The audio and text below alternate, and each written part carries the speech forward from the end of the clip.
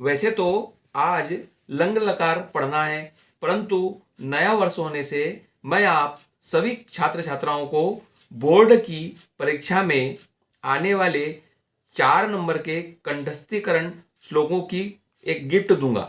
Gift में एक trick दूंगा और ट्रिक यदि आप समझ गए तो श्लोक बिन याद किए हुए याद हो जाएगा और सीधे 4 अंकों पर आपका अधिकार हो जाएगा।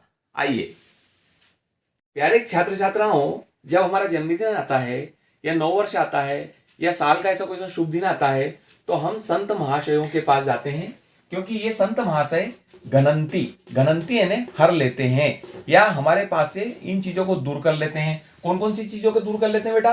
पाप को दूर कर लेते हैं तो पापम, ताप को दूर कर लेते हैं तो तापम, और हमारी जो दीनता होती है मानसिक या शारीरिक, उस दीनता को भी दैन्यम च, और दीनता को दुर्चय ने और का अर्थ देता है। तो हमारे पाप को, हमारे ताप को, हमारी दीनता को ये जो संत महाशय हैं ये हर लेते हैं गणंती। तो क्या लाइन हो गई वो? पापम तापम दैन्यम च गणंती संतो महाशया। अब बेटे पाप को, ताप को और दीनता, इन तीनों चीजों को संतो और जो महाशय है वो हर लेते हैं, परंतु हम चाहेंगे अगर सिर्फ पाप को हरें तो पाप को हरने के लिए गंगा पापम यानी जो गंगा नदी है वो पाप को हर लेती है। ताप को हरना है तो शशि ने होता है चंद्रमा, तो शशि तापम। ठीक है, अब क्या बचा बेटा? दीनता। तो ये जो दीनता होती है या जो दैन्यम होता है, इसको कल्पतरु का जो झाड़ है या जो भगवानों का वृक्ष कहा जाता है, कल्पतरु तथा। ठीक है, इन तीनों चीजों को तो संत वहां से हर लेते हैं, परंतु पाप को गंगा हर लेती, तो गंगा पापम ससीतापम दैन्यम कल्प तरु तथा, और पापम तापम दैन्यम च घनंती संतो महाशया। ठीक है, एक थोड़ी सी ट्रिक अगर आप अपनाते हैं तो इस प्रकार से हमको पूरा श्लोक याद हो जाता है और आप इसको फ्लो में बोल सकते हैं कि गंगा पापम सशीतापम दैन्यम कल्प तरुस तथा पापम तापम दैन्यम च घनंती संतो महाशया। प्यारे छात्र छात्राओं, मैंने आपको 9 वर्ष के लिए पहली गिफ्ट में पहला श्लोक दिया, अब दूसरी गिफ्ट, उसकी ट्रिक देखिए आप। मैंने यहां लिखा भूतानी वशी भवंती। भूतानी यानी होता है व्यक्ति या जिनमें प्राण है वो आपके वश में आ जाते हैं, वो भूतानी वशी भवंती यानी प्राणवान चीज आपके बस में हो जाती है। वेरायण अपि यान्ति नाशम। वेरायण अपि यानी झगड़ा, लड़ाई या मन मुटाव जो होता है वो नाश हो जाता है उसका।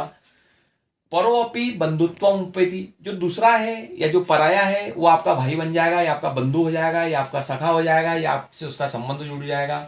और सर्व व्यसनानी हंती, समस्त व्यसन या बुरी आदतें या तलब जो भी हमारी वो हर जाती है। देखो बेटा कितनी चीजें हैं, जो व्यक्ति हैं वो बस में हो जाते हैं, जो दुश्मनी है वो उसका नाश हो जाता है, जो दूसरे हैं वे दोस्त बन जाते हैं, और जो सर्व व्यसन है वो सब हर लिए जाते हैं। इन चारों के आगे अगर आप यहाँ दानेन लगा देते हैं तो ये श्लोक बन जाता है और आपको ये चारों चीजें याद हो जाएगी और आप बोलते हैं फटाफट कि दानेन भूतानी वशी भवंती। दान के द्वारा जो व्यक्ति है वो वश में हो जाता है। दानेन वैरान अपि यान्ति नाशम, दान के द्वारा बैर नष्ट हो जाता है। दानेन परो अपि बंधुत्व उपेति, दान के द्वारा जो दूसरा होता है वो भी बंधु बन जाता है, सखा बन जाता है। और दानेन सर्व व्यसनानि हन्ति, दान से समस्त व्यसनों का हनन हो जाता है या वे दूर हो जाते हैं। इस प्रकार से इस श्लोक नंबर दूसरा हुआ। अब हम तीसरा देखते हैं। प्यारे छात्र छात्राओं, अगर थोड़ा सा दिमाग लगाएंगे और थोड़ी सी ट्रिक पे ध्यान देंगे तो तीसरा श्लोक भी आपके खाते में चला जाएगा। मैंने यहां लिखा धार्यते पृथ्वी। धार्यते ने धारण की जाती है, क्या धारण की जाती है? पृथ्वी धारण की जाती है। तपते रवि, रवि क्या करता है? तपता है ना, उसमें आग है। वाति वायुश्च, और चयन और अपने पहले श्लोक में पढ़ा था कि चयन और वाति वायुश्च यानी वाति यानी बहती है, क्या बहती है? वायु बहती है, यानी पृथ्वी धारण की जाती है। रवि तपता है, रवि यानी सूर्य तपता है, और वाति वायुश्च और हवाएं चलती है। अगर आप सिर्फ यहाँ सत्येन लिख देते हैं तो ये पूरा श्लोक हो जाता है आपका, और ये 2 नंबर फिर आपके खाते में गए। अब इसको आप जोड़ते जाइए कि सत्येन धार्यते पृथ्वी, सत्येन तपते रवि, सत्येन वाति वायुश्च, सिर्फ आखिरी की लाइन आपको थोड़ी सी स्मरण करना है, सर्वम सत्ये प्रतिष्ठितम, और ये तीसरा श्लोक भी आपको याद हो जाएगा। एक बार फिर देखिए, सत्येन धार्यते पृथ्वी, सत्येन तपते रवि, सत्येन वाति वायुश्च सर्वं सत्ये प्रतिष्ठितम। ये तीसरा श्लोक था। आइए अब हम चौथा श्लोक देखते हैं। गणित विषय में या गणित की भाषा में एक बहुत अच्छा शब्द आता है उभयनिष्ठ। उभयनिष्ठ शब्द उसे कहते हैं जो बार बार अगर कोई सी चीज आ रही हो तो हम उसको उभयनिष्ठ ले लेते हैं और उसका उपयोग हम हर जगह करते जाते हैं। जैसे यहाँ मैंने एक उभयनिष्ठ लिया है, विराजते। विराजते का अर्थ होता है सुशोभित होता है, ठीक है ना। अब हम इस विराजते को उभयनिष्ठ लेकर इन चारों लाइनों को जोड़ेंगे। दरिद्रता धीरतया, कुवस्त्रता शुभ्रतया, कदन्नता च उष्णतया और कुरूपता शीलतया। तो ये आपका चौथा श्लोक भी मेरी तरफ से आपको गिफ्ट हो जाएगा। अब हम इसको समझते हैं। दरिद्रता धीरतया विराजते। विराजते ने क्या होता है बेटा? सुशोभित होता है। क्या होता है? सुशोभित होता है, ठीक है। अब देखिए कितना प्यारा श्लोक है और कितना अच्छे से याद हो जाएगा।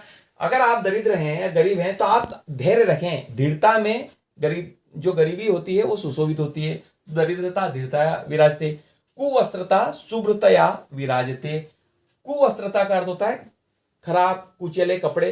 अगर वो धुले हुए हो तो वो सुशोभित होने लगते हैं, उसमें कुवस्त्रता ढक जाती है। मैलापन अगर है तो वो ज्यादा दिखाई देगा। इसके लिए वस्त्र भले कुवस्त्र हो, फटे हो, परंतु वो शुभ्र होना चाहिए। दरिद्रता भले ही हो परंतु हमको धैर्य होना चाहिए। कदन्नता च उष्णतया विराजते। कदन्नता यानी कच्चा अन्न। अगर कच्चा अन्न है तो वो तभी सुशोभित होगा जब उष्णतया, जब वो पक जाएगा बेटा, विराजते। क्योंकि कच्चे अन्न की जो शोभा है वो उष्णतया में है। और कुरूपता शीलतया विराजते। यदि आप कुरूप हैं या कोई व्यक्ति कुरूप है और अगर वो शालीन है तो वो सुशोभित होगा। और अगर कुरूप है और अगर उसे किसी से जलन है या किसी के प्रति उसका विराग है तो वो निश्चित रूप से सुशोभित नहीं होगा। तो ये क्या हो गया? दरिद्रता धीरतया विराजते, कुवस्त्रता शुभ्रतया विराजते, कदन्नता च उष्णतया विराजते और कुरूपता शीलतया विराजते। आज हमने ये चारों श्लोक आपको गिफ्ट दिए हैं और मेरा पूरा प्रयास है कि आप उसको याद करें। प्यारे छात्र छात्राओं, इन 4 श्लोक को बताने का ये उद्देश्य रहा कि अगर प्रश्न पत्र में 2 आ भी जाते हैं तो 2 श्लोक आपको याद रहेंगे और आप कंठस्थीकरण के जो श्लोक आते हैं वो जरूर लिख कर आएंगे। आप लोगों ने मुझे इतना समय दिया, ध्यान से सुना। संस्कृत विषय से संबंधित किसी भी प्रकार की समस्या के लिए मैं आपके पास स्कूल में मोबाइल पर और फोन पर सदैव उपलब्ध रहूंगा। आप सभी को एक बार पुनः नव वर्ष की हार्दिक हार्दिक शुभकामनाएं। नमो नमः।